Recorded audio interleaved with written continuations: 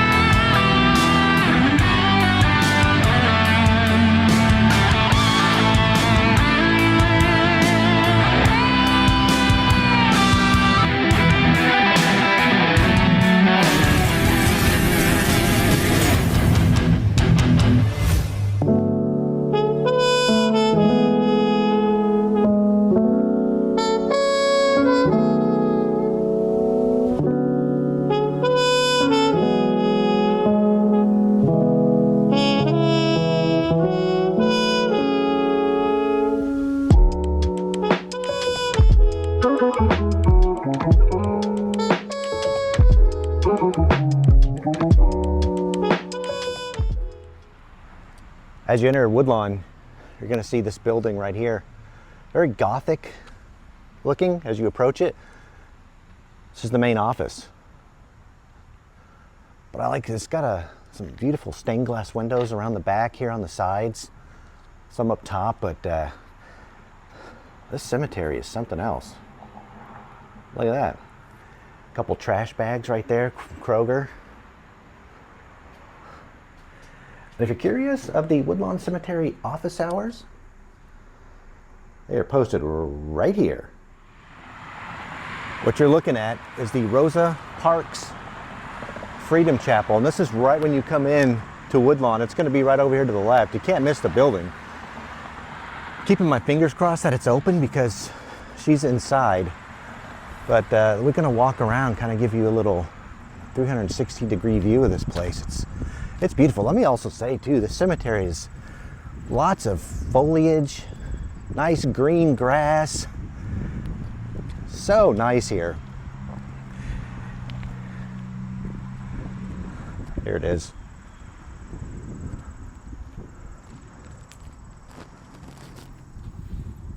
That's it. The Rosa L. Parks Freedom Chapel. Now, mission not accomplished yet. Let's see if we can get inside. Well, here's a bit of bad news, starting off on the wrong foot. The chapel doors are not open, but she's in there, entombed. But she's not in this hallway. She's down a little bit, but it's really disappointing that we can't get in. But just a little history on Rosa Parks. I mean, you should already know what she stands for, but she died October 24th, 2005 at 92 years old. Known as a civil rights pioneer and social activist. And as you all are aware, she became most famous for her refusal in 1955 to give up a bus seat to a white man who was getting on. And it was an incident that led to her arrest in Montgomery, Alabama. But not only that, it inspired Dr. Martin Luther King to lead the Montgomery, Alabama bus boycott, one of his first civil rights actions. Well, again, I was hoping we can get inside. I can give you a little more insight about Rosa Parks while we walk to her tomb that's in there, but I guess I'll have to just do it right here outside the chapel. But anyway, going back to her refusal to give up her seat on the bus, it was because of that action she was called the mother of the modern civil rights movement. Now, Parks was fined about $10 plus $4 in court cost fees for violating local city law, and immediately, with civil rights movement support, appealed her conviction. The bus boycott lasted about 381 days and placed Dr. Martin Luther King firmly into national headlines. But it was in 1957 as she and her husband Raymond moved out to Hampton, Virginia to find work. Now, after several months in Virginia, they moved out here to Detroit, Michigan. It's where she worked as a seamstress, and until Congressman John Conyers hired her back in 1965 to work as a secretary. Now, she continued to work for him up until 1988. That's when she retired. Now, when she died, she ended up dying of natural causes over at her apartment. It's over on the east side of Detroit, and this was on October 24th, 2005. Again, she was 92 years old. Inside, she is interred right next to her husband and her mother inside this chapel right here. Now, if you didn't know this about Rosa Parks, she was the first woman to ever lie in state inside the United States Capitol. Also, the United States flag was flown at half staff in her honor over all public buildings on the day of her funeral. Also, she's been the recipient of numerous honors and awards, including the Congressional Gold Medal, Presidential Medal of Freedom, and the Alabama Governor's Medal of Honor for extraordinary courage. I dare you to fix me. I'm crossing the line again, falling on my knees. No stranger to pain, it's never ending, it's only something I can't forget. My heart won't let it rest, but you keep on forgiving. Admit that I'm afraid. If I let go of this pain, am I completely betrayed? There's no air left to breathe. I'm drowning. Vultures are circling me around it. I need to fight, I know it's just so hard to let it go. Shine a light I can see. Something I can't forget. My heart won't let it rest, but you keep on forgiving. Admit that I'm afraid. If I let go of this rage, am I completely betrayed? Something I can't forget. My heart won't let it rest, but you keep on forgiving. Oh, admit that I'm afraid. If I let go of this rage, am I completely betrayed? My heart, my love, my life, the price. It's hard to fight,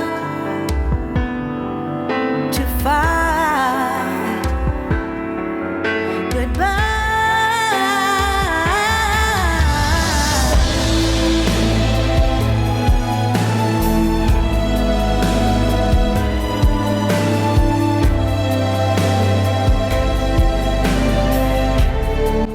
Well, folks, we have some good news. We are officially inside the chapel. My lovely wife, Elizabeth, Googled the code and we're able to get in. So look at this. It's beautiful. So let's go find where they're buried. Well, actually not buried, and I would say interred. Wow, look at this.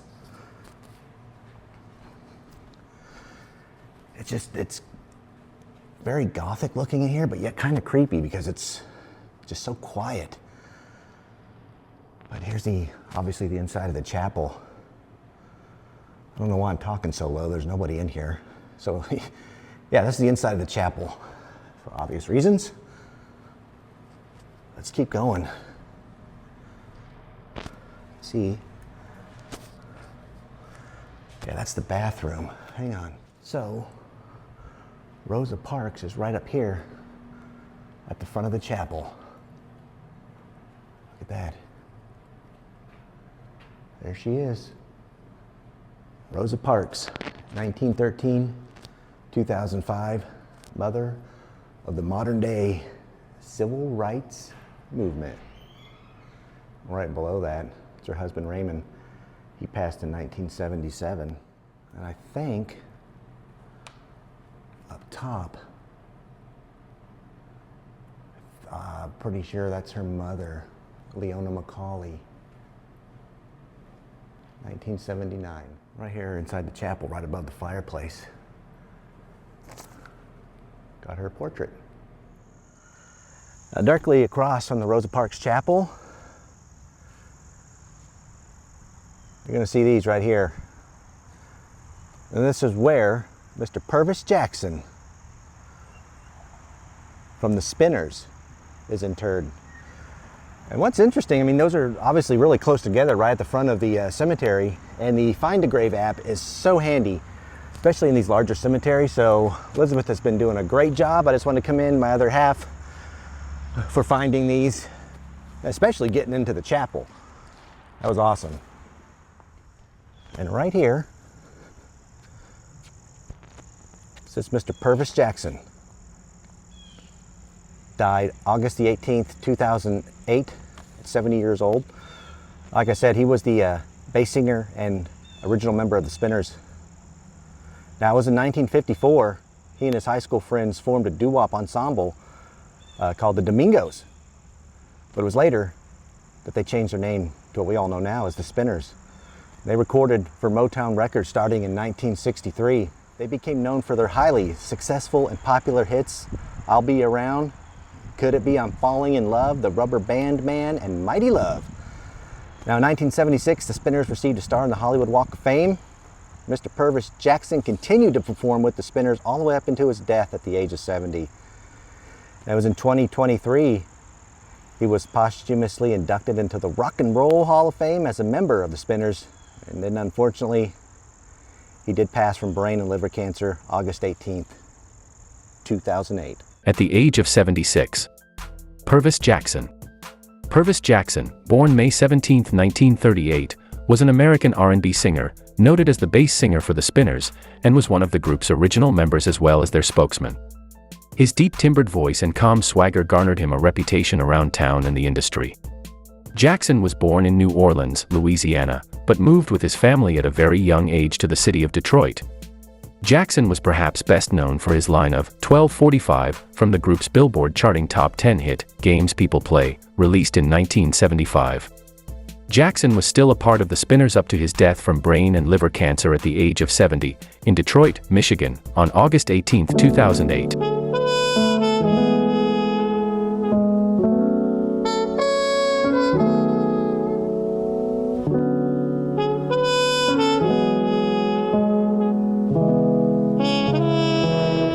Now this next grave, I don't even know where to begin. I mean, there's so much information, I couldn't begin to pay 100% respect.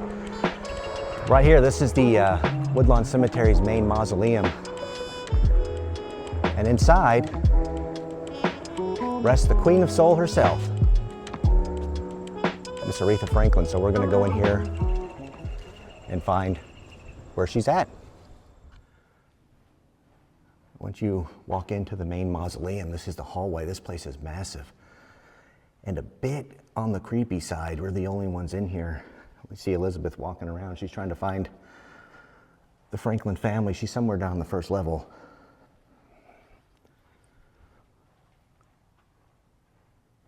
There she is down there.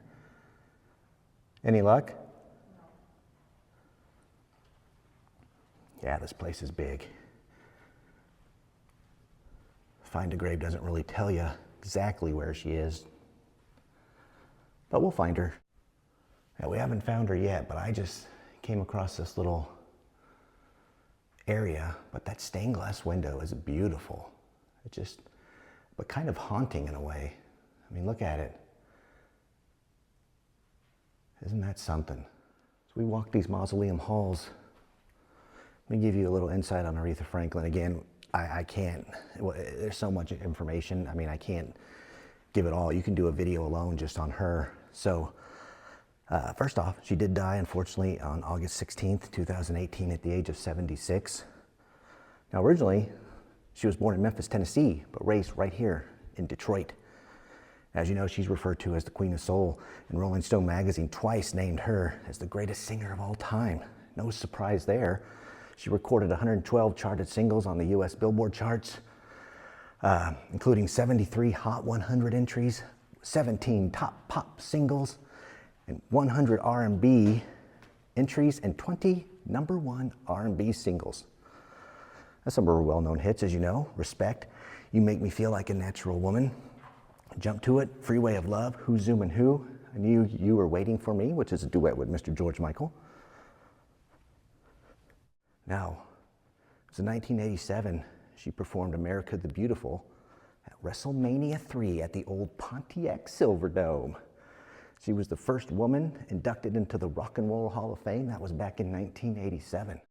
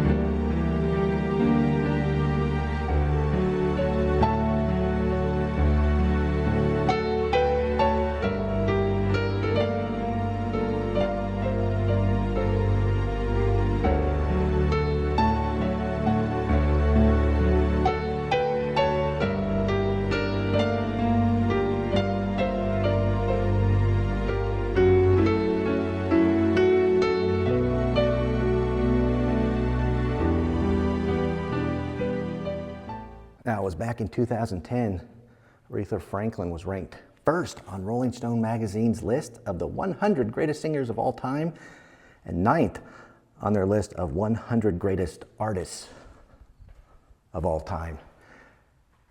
Now, she's right around here in the corner. Up top, there she is.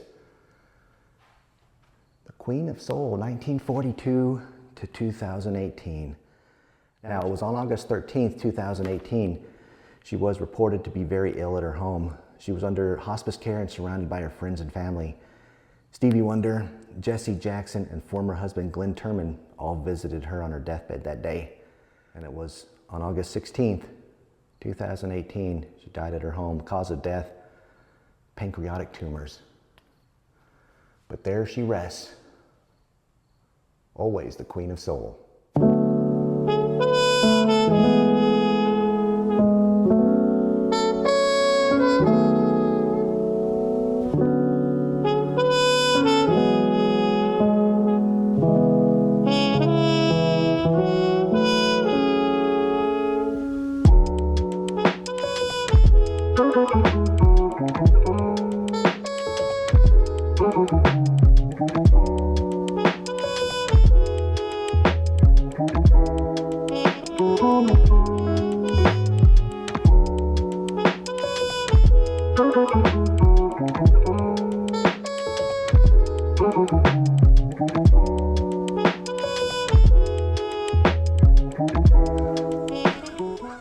Not sure if you can hear in the background, a bunch of geese flying around. I think there's a pond or something back over that way.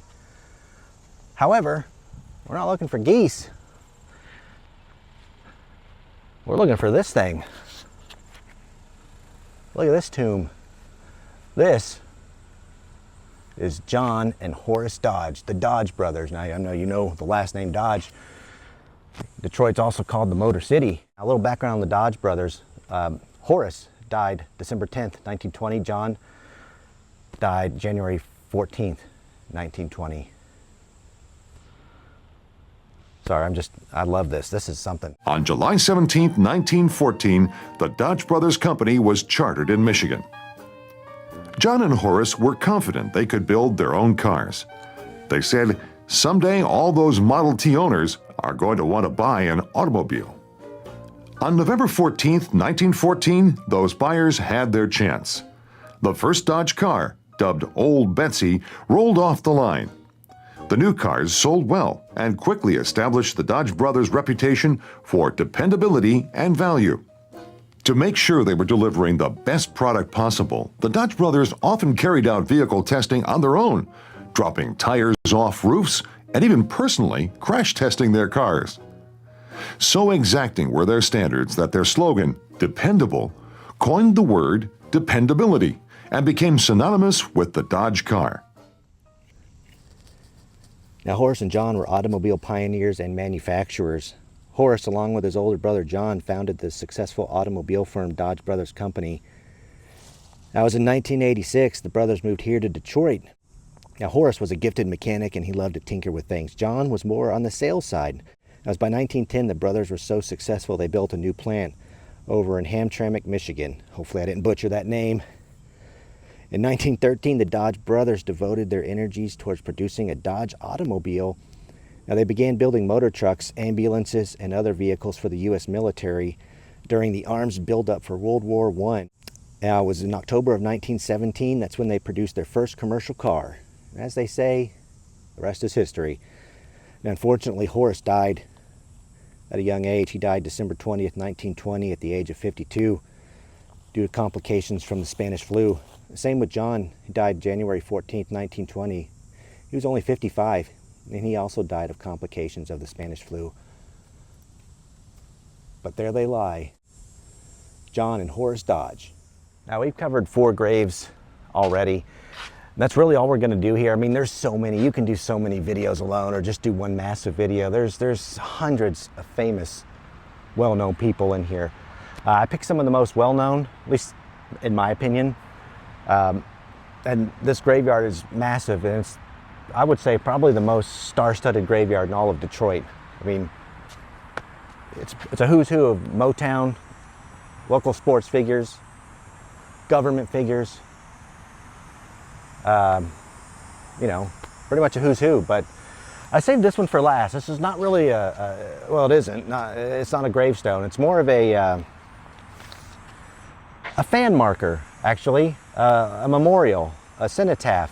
Now, what a cenotaph is, it's an empty grave or monument erected in honor of a person or a group of people whose remains are actually elsewhere. So this person is not buried here, buried way out on the West Coast in Los Angeles, more specifically Glendale, California, at Forest Lawn Cemetery.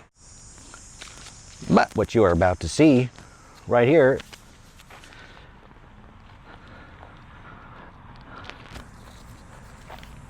Motown remembers the king of pop himself, Michael Jackson. Born August 29th, 1958. Unfortunately died June 25th, 2009. He was a songwriter, singer, producer, dancer, choreographer, humanitarian, Jackson 5 member, soloist. He had 13 #1 singles, 13 Grammys, 197 awards, and 37 top 40 hits. He's a rock and roll Hall of Famer and Motown legend. Now, probably want to know the reason behind this cenotaph. It's not just a marker to remember Michael. There's actually something buried here. Now, when he died in 2009, thousands of fans left notes and stuffed animals over at the Motown Historical Museum right here in Detroit. And the tributes were all placed in a vault and buried right here. So there it is. And this is located right when you come in the entrance. It's over to the right. Is the cenotaph, the one and only king of pop. Started right here in Motown, the Jackson 5. How cool. All right, folks, that's a wrap from right here in Detroit, Michigan at Woodlawn Cemetery. Hopefully you enjoyed this little tour. If you're ever out this way, come down to the cemetery. It's beautiful. Lots of foliage, lots of green grass, pretty well kept. Lots, like I said, lots of legends buried here. You can have an all-day trip here and just spend the whole day. They do, I read online, they also do guided tours through here on certain days. So if you're here, just look that up if you want to do a guided tour. But we like to do things ourselves, so. And it's always an adventure trying to find some of these gravestones. Elizabeth's the best at it, so she's a great sidekick to have on this channel. I appreciate that. But anyway, again, it's a wrap, and we'll see you again down the road.